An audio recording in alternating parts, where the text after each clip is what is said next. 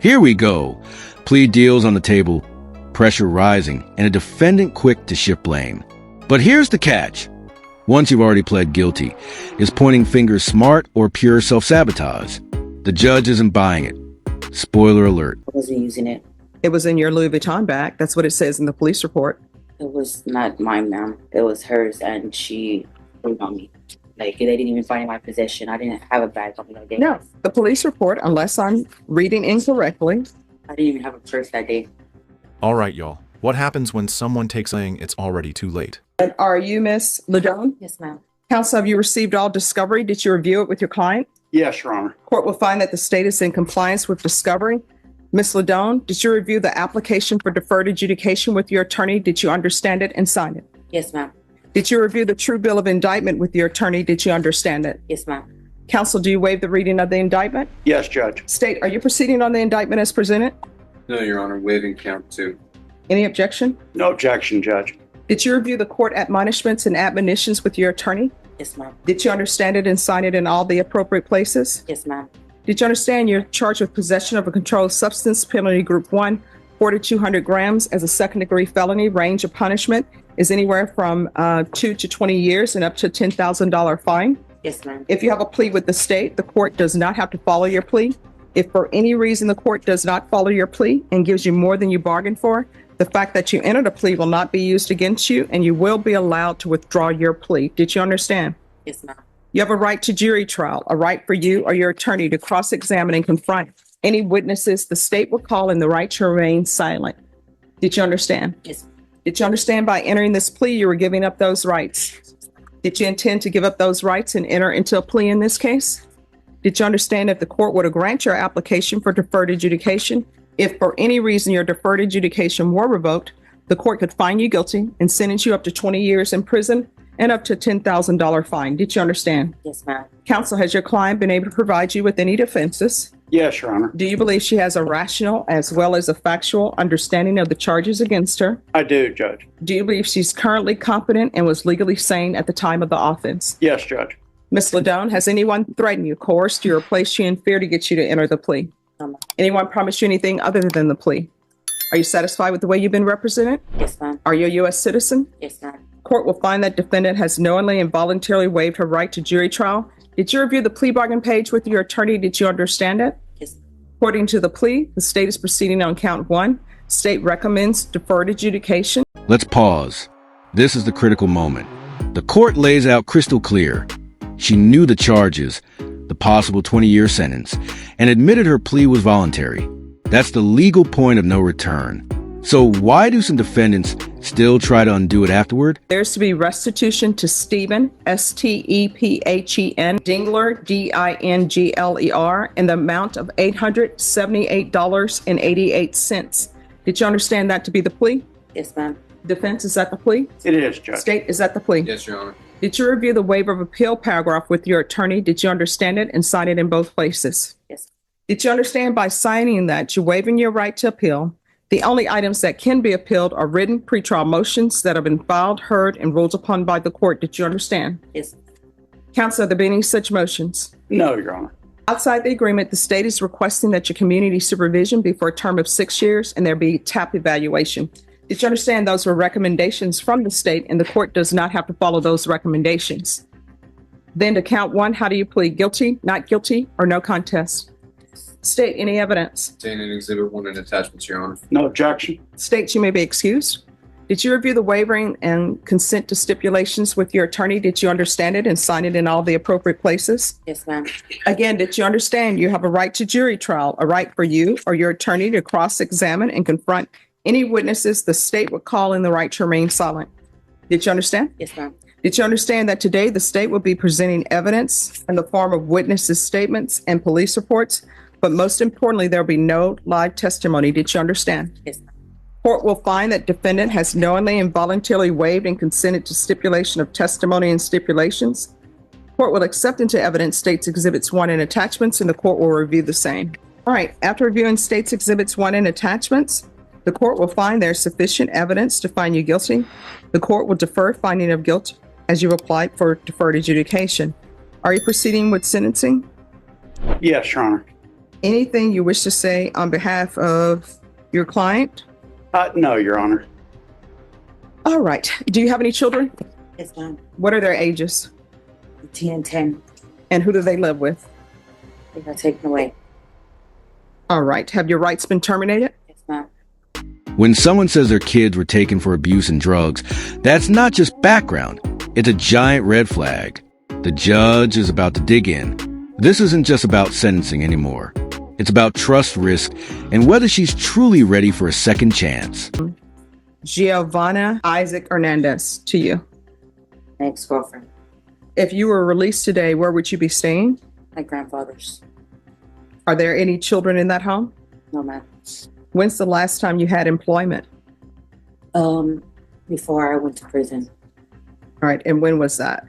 I went to prison in 2021. All right. And have you already served your prison sentence? Still on parole right now. Have you had the parole hearing? Yes, I have And what was the result of the parole hearing? to take care of this case first, and then they were going to decide what they wanted to do. All right. And do you know Stephen Diegler? No. Have you ever had any mental health issues?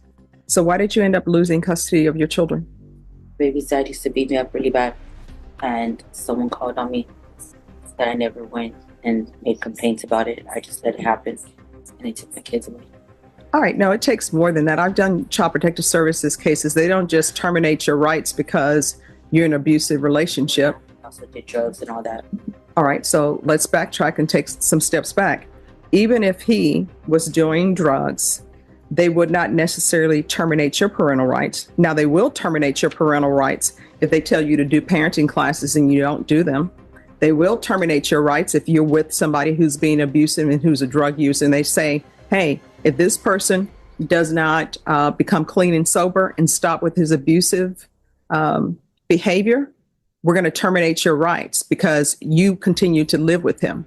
So if you were to continue to live with that person, then yeah, they'll terminate your rights for that. But they're not going to terminate your rights if you're in an abusive relationship and that's the only thing. Well, I went to state jail, and they terminated him also because I was locked up for more than 6 months. And what were you in the state jail for? For fraud. And what were you in prison for? Frauds. All right. And the fraud with the prison sentence, I'm assuming that's not the state jail facility because you're saying No, prison. those are two different times. Well, one was in 2016 and the other one was in 2021. Okay. And are you looking at state jail felony time or prison time? Prison. All right. Because usually state jail, they do not parole you. You have to do that time day for day. All right. Is there anything else I need to know about you? All right, Miss Abrams, this is what we're going to do. 7 years deferred adjudication, regular reporting by Zoom or in person, regular random UAs. I'm going to want to tap in custody, follow tap recommendations. How often were you using meth? I wasn't using it. It was in your Louis Vuitton bag. That's what it says in the police report. It was not mine, ma'am. It was hers, and she threw it on me. Like, they didn't even find in my possession. I didn't have a bag on that day. No, the police report, unless I'm reading incorrectly. I didn't even have. Oh, here it comes. She's now claiming the drugs weren't hers after already pleading guilty. But Judge Boyd isn't here for revisionist history. The court doesn't care whose Louis Vuitton bag. It was once you admitted guilt. You can feel the judge's patience slipping away. Wait, what are you going to say? Yeah, they stopped you in this vehicle and they said that that was yours. Yeah, she told them that it was mine. Do you want a jury trial? No, ma'am. Okay. So, Miss Abrams, it's going to be a TAP evaluation in custody, follow recommendations. And instead of regular and random UAs, I'm going to want the UA hotline for her. Proof of employment within 45 days of release. There's to be no employment as a home health care provider or with minors. Field visits 1 time per month until further notice. She is not to reside with minors. There's to be no unsupervised contact with minors. There's to be no contact with Giovanna Isaac Hernandez. How far did you go in school? Until 11th grade. All right. So when you said you worked prior to being taken into custody, what type of work did you do? My grandfather's provider. Oh, that's not going to happen. What's your grandfather's name? Rudy Rudy what? Ladon. All right. There's to be no contact and restitution to Stephen Dingler in the amount of $878.88. There's to be no in-person contact with Rudy Ladon. There's to be no unsupervised contact with vulnerable persons. There's to be 200 hours of community service restitution. That will be waived if you obtain your GED or obtain some sort of higher level education or in some sort of trade school. Otherwise, you're going to have to do the 200 hours of community service restitution. Probation, is there anything else she needs? Is there anything else you need from the court to be successful? I can't have no contact with my grandfather, Oh, you can talk to him on the phone, but there's to be no in-person contact. even if he just comes every now and then, like he comes every now and then from the valley and he's sick right now. No. Is there anything else? All right. Did you review the document entitled Trial Court Certification of Defendant's Rights to Appeal with your attorney? Did you understand it and sign it? Yes. Because this is a plea bargain agreement, because I followed your plea bargain agreement, and because you waived your right to appeal, you do not have the court's permission to appeal. Do you understand? All right, we can go off the record. In this court, to be successful, communication is key. You need to make sure that you're in contact with your probation officer. If there's an issue, you can let the court know. And the reason why I'm not allowing you to have in-person contact with your grandfather right now is because you're not in the right state of or right frame of mind right now. You have drug issues, I believe. You have been in and out of prison for the fraud. And now we have this drug case, and it's a lot of drugs. Okay. And probation also do a gang evaluation. All right. Thank you. Judge Boyd gave her a break, but she tried to backpedal. This courtroom doesn't reward excuses, especially when the truth's already on paper.